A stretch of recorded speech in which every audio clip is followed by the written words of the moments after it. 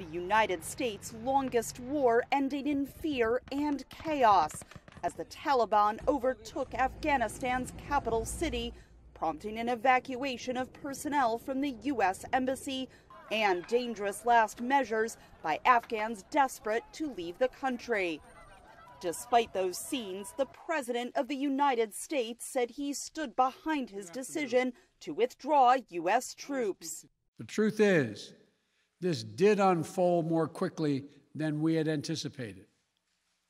So what's happened? Afghanistan political leaders gave up and fled the country. The Afghan military collapsed, sometime without trying to fight.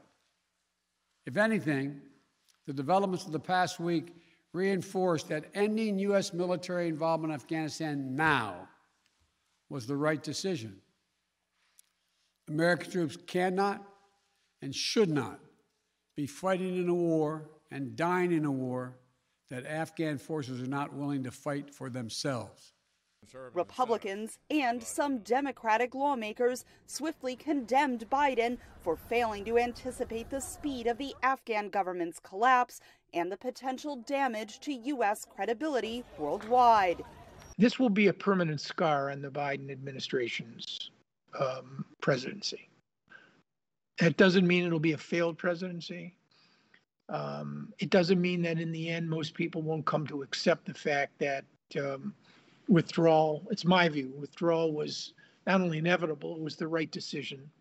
As the Taliban takes over governance of Afghanistan, analysts say the U.S. still has economic leverage in a country that is dependent on international assistance, as well as traditional counterterrorism operations. Our options now include making sure the Taliban understand that if they get in cahoots with al-Qaeda or ISIS, or if they even indulge the worst of their own misogynistic and sectarian behavior and retaliate severely with violence against other Afghans, that we have options. We have military options to make them pay a price. But the State Department confirmed Monday the U.S. no longer had a presence at the U.S. Embassy in Kabul, and the Pentagon said 2,500 U.S. troops were supporting efforts at the airport to evacuate personnel, including thousands of Afghan allies who helped the United States but are still awaiting U.S. visas to escape Afghanistan and almost certain torture and death at the hands of the Taliban.